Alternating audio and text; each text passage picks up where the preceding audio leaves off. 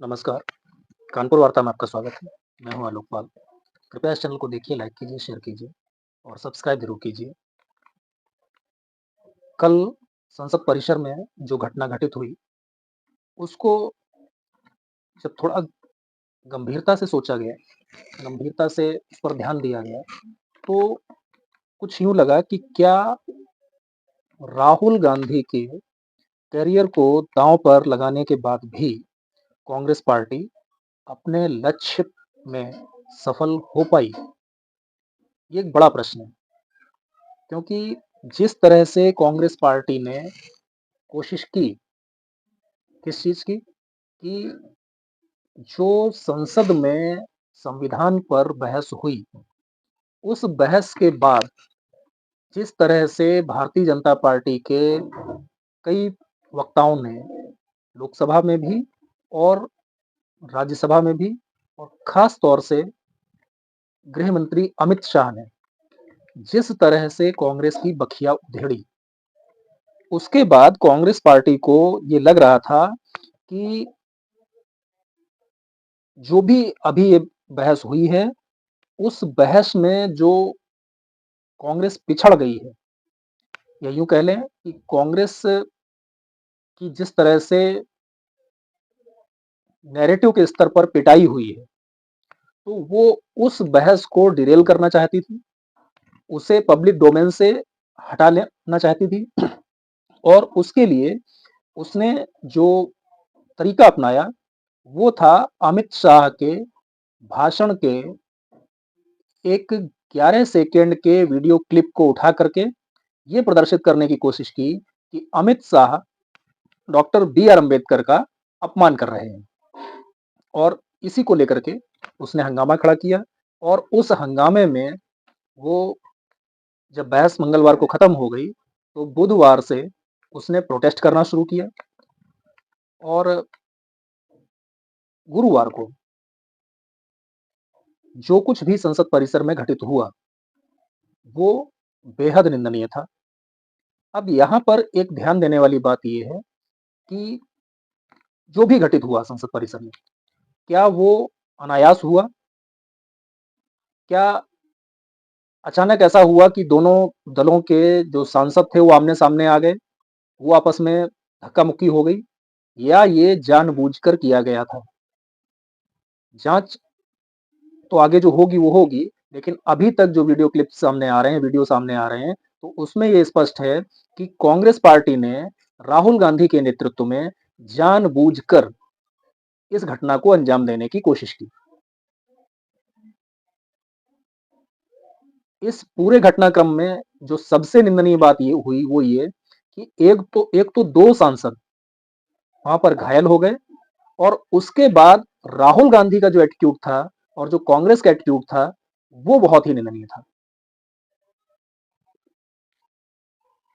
उन्होंने न तो इस पूरे घटनाक्रम पर कोई खेद जताया, ना उन्होंने इस पूरे घटनाक्रम पर किसी तरह की कोई सफाई दी और ना ही माफी मांगी। अब माफी तो आदमी तब मांगेगा जब उसे खेद होगा, तो उनको कोई खेद नहीं है, माफी मांगने की उन्हें आवश्यकता नहीं है, ऐसा उनको लगता है। तो अभी मैं ये क्यों कह रहा हूं कि राहुल गांधी के करियर को दांव पर लगाकर क्या कांग्रेस अपने लक्ष्य में सफल हुई? तो जो घटना कल घटित हो गई, उस घटना के बाद राहुल गांधी के ऊपर आपराधिक केस दर्ज हो गए हैं। अभी तक जो केस थे, वो उस कैटेगरी के नहीं थे, जो अभी उनके ऊपर हुए। बताया जा रहा है कि 6 धाराओं में उनके ऊपर केस हुआ है, जिसमें से एक जो मसला है, वो एक महिला सांसद को धमकाने और उनके इतने करीब जाने का है, जिसमें कि वो उन्होंने असहज महसूस किया। यानी कि अगर उसे थोड़ा अलग शब्दों में कहें, तो वो करीब-करीब मोलेस्टेशन की स्थिति वाला मसला है। तो मुझे लगता है कि ये बहुत ही मतलब इसका गलत मैसेज जाएगा। दूसरा, जो बीजेपी के सांसद आरोप लगा रहे हैं कि उन्होंने मुकेश राजपूत को धक्का दिया और उस धक्का देने में मुकेश राजपूत प्रताप सारंगी के ऊपर गिरे और प्रताप सारंगी सीढ़ियों पर गिर गए, जिससे कि उनका सिर फूट गया। इसमें भी इस मसले पर भी उनके ऊपर एफआईआर हुई है। तो 2 एफआईआर हुए हैं, 6 धाराएं उनके ऊपर लगी हैं, जिनमें से कई धाराएं ऐसी हैं जिसमें उनकी सजा 6 साल से ऊपर हो सकती है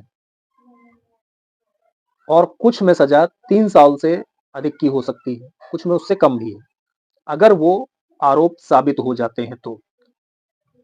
अगर उनको किसी भी केस में 2 साल से ऊपर की सजा हो जाती है, तो वो सजा होने के बाद से 6 साल तक, पहले तो उनकी सांसदी जाएगी और इसके बाद वो कम से कम 6 साल तक अगला चुनाव नहीं लड़ पाएंगे। तो एक तो ये हो गया। दूसरा कि अगर उनको किसी भी केस में 6 साल से ऊपर की सजा हो गई, तो वो जिंदगी भर कभी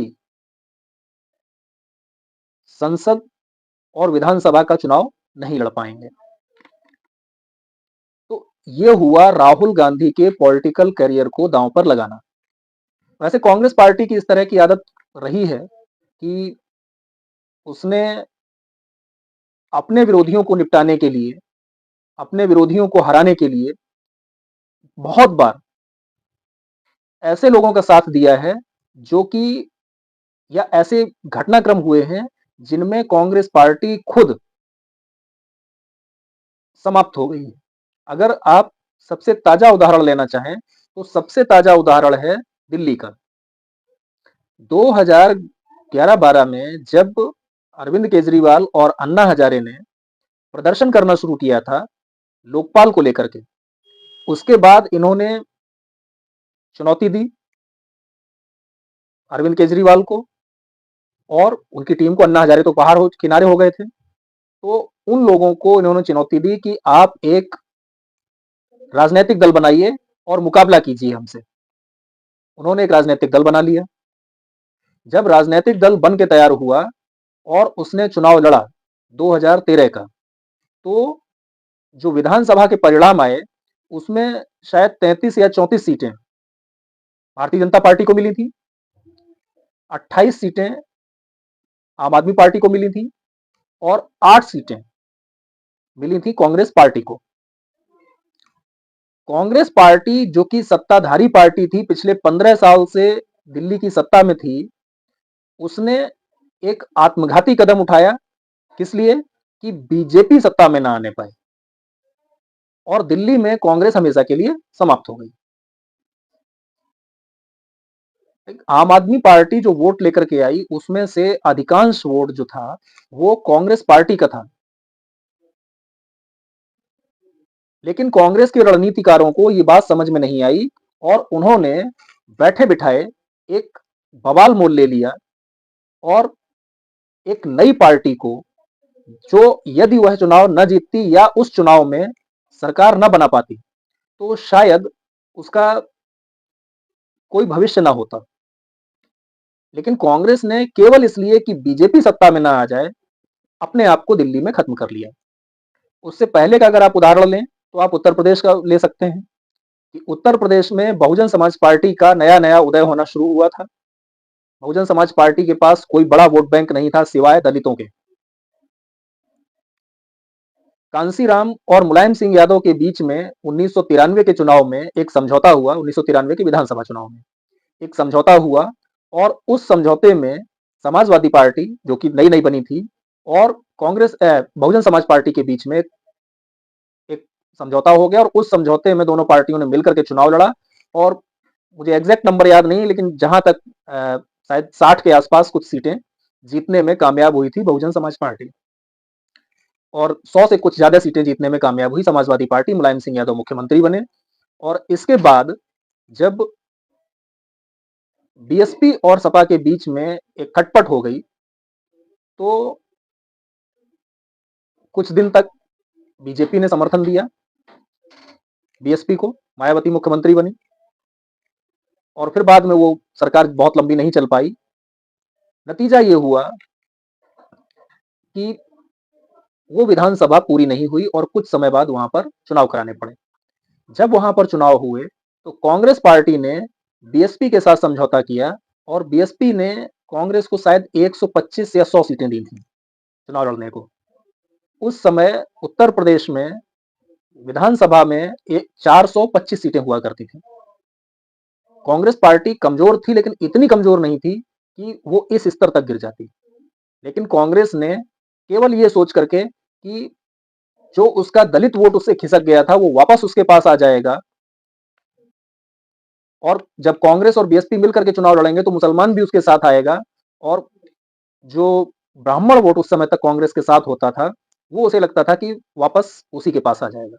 कुल मिला के जो भी उसका गणित था, लेकिन उसने इतने निम्न स्तर पर जाकर समझौता करके अपने आप को यूपी में समाप्त कर लिया। और आप इतिहास उठा करके देख लीजिए, उसके बाद कांग्रेस कभी उत्तर प्रदेश में पनपी नहीं, सिवा 2009 के लोकसभा चुनाव में, जब उसको 21 या 22 सीटें उत्तर प्रदेश में मिली थी, और उसके पीछे कारण बड़ा अलग था।